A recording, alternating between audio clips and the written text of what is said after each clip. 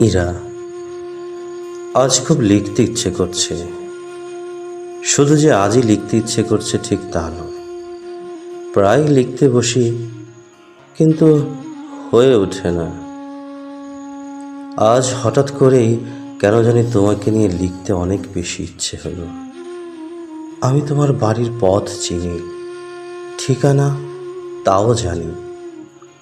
তোমার সামনে দাঁড়াবার জন্য যে সাহসটুকু থাকা চাই তা আমার নেই বললেই চলে। ভেবেছিলাম চিঠি লিখব, তোমার পছন্দের হলুদে খামও কিনে এনেছিলাম, কিন্তু ঠিক কোনো কিছু ভেবে নয়, কেন যে আর লেখা হলো না তা আজও বুঝে উঠতে পারিনি। শুনেছি তুমি নাকি দিনকে দিন অনেক বেশি সুশ্রী হয়ে যাচ্ছ।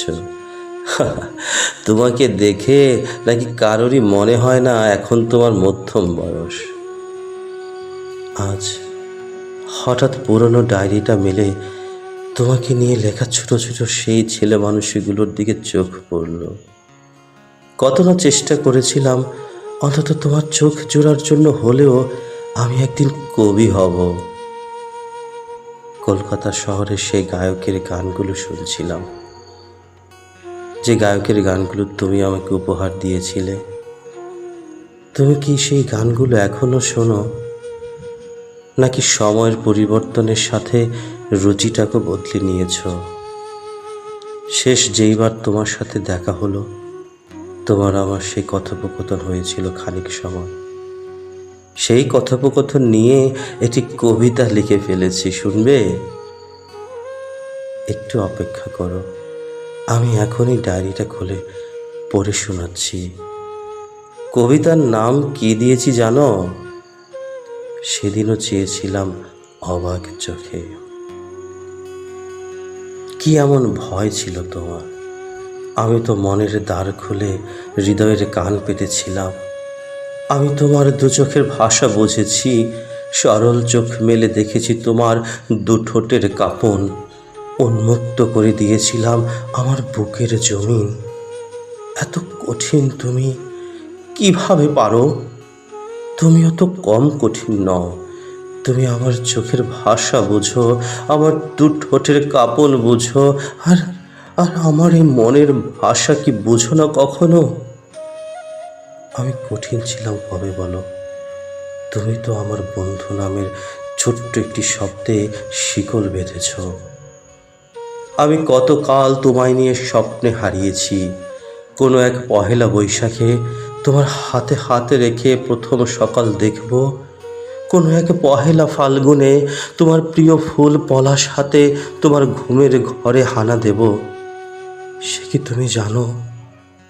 আমিও তো তোমায় নিয়ে মনে মনে ছবি এঁকেছি, কত যত্নে সাজিয়েছি তোমায়। সে কি তুমি জানো? শেষ বিকেলের সূর্য এনে তোমার কপালে টিপ ফুটিয়েছি, শরতের নীল দিয়ে তোমার অঙ্গে শাড়ি জড়িয়েছি, কাশফুল দিয়েছি তোমার খোপায়, চৈতালি জ্যোৎস্নাকে বৃষ্টি করে তোমার গা ভিজিয়ে স্নান করিয়েছি। ওই সেই আকাশের রংধনু এনে তোমার গলায় হার বানিয়ে করিয়েছি।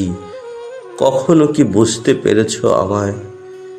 তুমি আর আমি কৈশোর থেকে আজ বার্ধক্যে, তারপর কত দিন, কত মাস, কত বছর, আবার তুমি আর আমি অনেকে বদলেছ। দু চোখের নিচে কালো দাগ পড়েছে, কপালে ভাঁজ পড়েছে, চোখ দুটো এখন অবিকল মন কাড়ে। তোমার বর্ণনা নাই বা দিলাম, তারপরও বলি, তুমি কেমন আছো?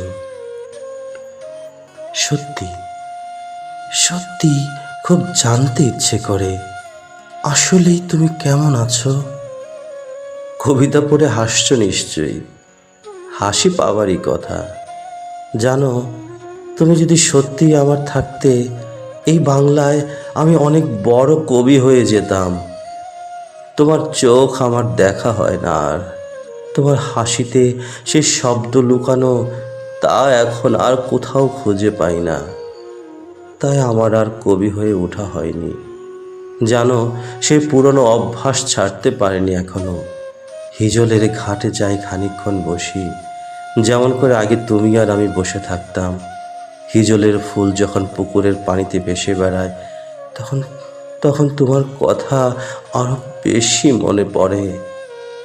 তুমি সেই দিন জানতে চেয়েছিলে আমাদের সম্পর্কের নাম কি।